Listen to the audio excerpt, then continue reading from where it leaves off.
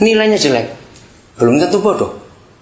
Murid malas belajar juga belum tentu bodoh. Kita lihat ke rumahnya. Bagaimana mereka bisa tenang belajar kalau tiap hari dengar dua orang itu berkelahi terus. Tidur nggak nyenyak, kaget-kaget karena mereka bentak-bentakan. Ngerti nggak cari? Sederhana nginjili mereka. Ayo kita urus orang tua mereka. Buat taman Eden di rumah mereka. Ajari orang buat taman Eden, taman di mana kita pergi. Buat taman. Simpel bukan? Nah itulah yang Tuhan mau. Yohanes 19. Wah kalau saya lihat ayat ini sungguh-sungguh luar biasa ini saudara. Ayat yang ke-41. Begitu hebatnya konsep taman Eden itu di benak Papa kita di surga. Sampai dia menyatakan secara jelas. Dekat tempat di mana Yesus disalibkan. Tempat apa itu namanya? Bukit apa? Tengkorak, Golgota. Namanya tengkorak, sudah ngeri itu. Ayo baca sama-sama kalimat berikut. 1, 2, 3. Ada suatu taman. Cukup sampai di situ. Mengapa Papa menuliskan sejelas ini di tempat penyaliban, tempat penderitaan, tempat hukuman mati? Papa nggak lupa buat taman, saudara. Saya berkata kalimat ini, jangan marah gereja. Ingat, tadi kita sudah sampai pada konsep itu ya. Kalau gereja tidak mau merendah hati dan mengakui ada yang salah dalam konsep pelayanannya, kita sombong. Mengapa komunis bisa lebih hebat daripada Injil? Padahal mereka cuma 70 tahun, 7 dekade di bumi. Padahal mereka cuma pakai 7 ayat. Karena mereka serius menggunakan ayat itu. Kita tidak. Ya konsep itu ya. Oke saya teruskan. Supaya kita tahu betul-betul betapa taman itu menjadi kesukaan Papa di surga. Jadi apapun bentuk pelayanan kita sekecil apapun, saya ulangi lagi, ciptakan taman itu. Ciptakan orang-orang bisa berkata aku pulang. Aku pulang. Itu yang Tuhan mau. Betapa nikmatnya kalau rumah kita tiap hari penuh tawaria. Betul enggak? Betapa indahnya kalau rumah tangga kita tiap hari penuh dengan kesukaan, keceriaan. Taman itu ada. Orang-orang yang tinggal di rumah kita pun merasa nyaman dan aman. Ada taman di situ. Ini konsep pelayanan. Mengapa Papa kita banyak firman tentang pohon, tentang tumbuhan, tentang bunga, tentang burung-burung, tentang binatang-binatang yang harmonis itu? Karena itu konsepnya. Saya maju lagi. Ternyata ini pun kita temukan dalam hidup Tuhan Yesus.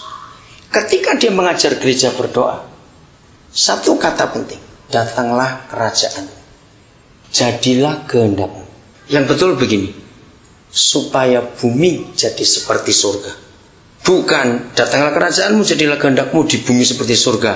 Terlalu samar. Terlalu belum, enggak jelas. Di bumi seperti surga. Apa itu? Yang betul adalah supaya bumi jadi seperti surga. Artinya apa? Surga itu taman Eden itu. Betul nggak? Ada keindahan, ada keharmonisan, ada kenyamanan, ada kenikmatan, ada rasa refreshing, semuanya itu. Buat itu. Supaya semua orang bisa menikmati.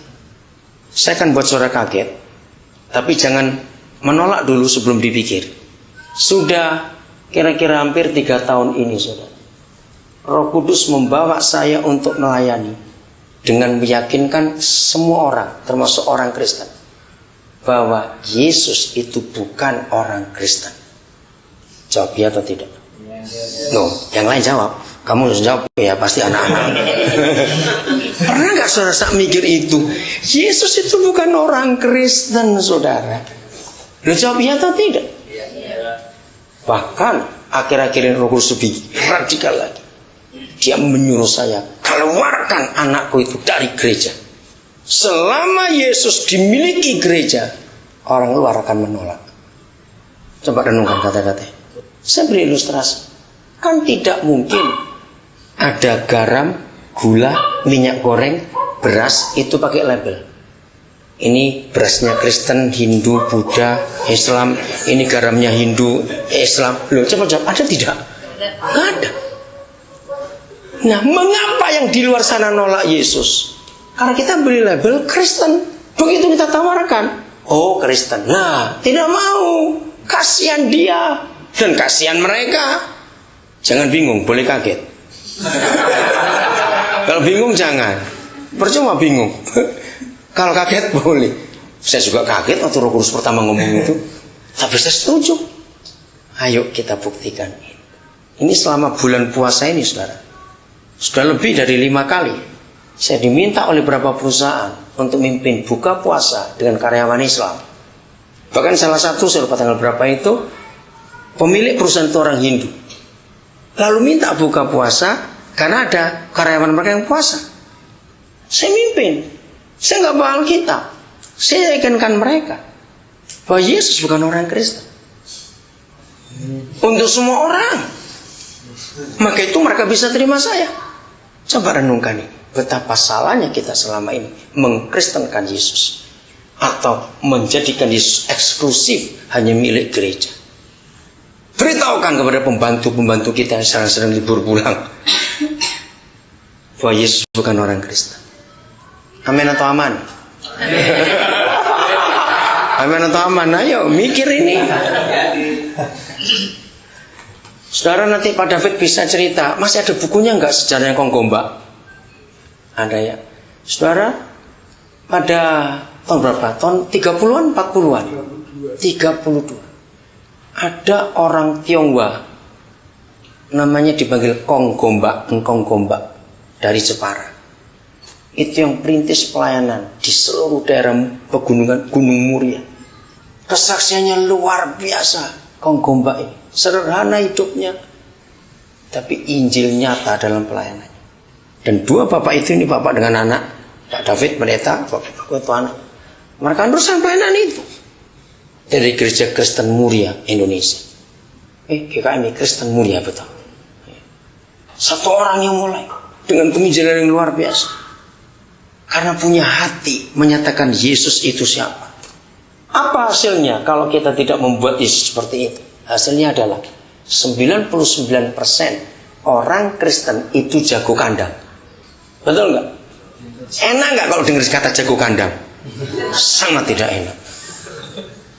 Di kandang sendiri kita bisa, Yesus engkau Tuhan, ayo kita lompat ke Yesus. Wah, luar biasa. Begitu keluar, pak, nggak perlu ngomong apa-apa. Hanya di dalam kandang kita berani teriak-teriak. Karena kita nggak pernah diajarkan kebenaran. Datanglah kerajaan. Jadilah kehendakmu supaya bumi jadi seperti surga. Apa itu? Tadi saudara sudah memberikan definisi taman. Satu kali saudara, saya lupa tahun 80 berapa. Tiba-tiba Roh Kudus tanya gini kepada saya.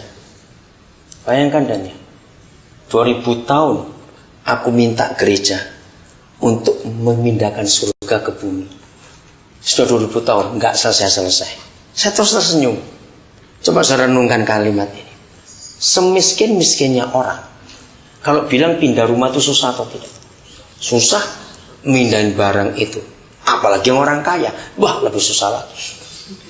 Nah, gereja adalah satu-satunya kelompok manusia di dunia yang diberi kepercayaan pindahkan surga ke bumi. Bayangkan, tugas yang luar biasa. Pindahkan surga ke bumi. Maka sebelum kita pindahkan rumah ke tempat yang lain, sederhana sekali pemikirannya. Kita harus tahu dulu berapa banyak barang yang mau kita pindahkan. Betul nggak, saudara? Supaya kita tahu. Nah, begitu pula. Akhirnya Roh Kudus bapak saya tanya, iya. Kalau gitu Bapak, apa sih isinya surga yang kami harus pindahkan itu? Nah, kalau nggak tahu isinya terus pindahkan, terus bagaimana? Betul nggak? Kan jadi ngerusak nanti. Kayak barang tetangga kita pindahkan. Karena kita nggak tahu. Lalu kita nggak malah tahu barang surga berarti apa? Saudara, mari kita temukan. Saya nangis waktu Papa wahyukan. Satu-satunya ayat dalam kitab suci kita yang memberitahu isi surga itu mana? Roma 14 ayat 17. Coba kita lihat itu. Ya ampun, cuma segitu-gitunya. Istilah orang Jakarta. Cuma segitu-gitunya isi surga. 2000 tahun gak selesai-selesai. Apa kerjanya gereja ini? Ngawur gak kita ini? Kalau gak goblok itu lagi lah. Maaf, jangan tersinggung. Ya, ayo silakan dibaca. Roma 14 ayat 17. Sebab kerajaan Allah bukanlah soal makanan dan minuman. Nah, stop sampai situ dulu.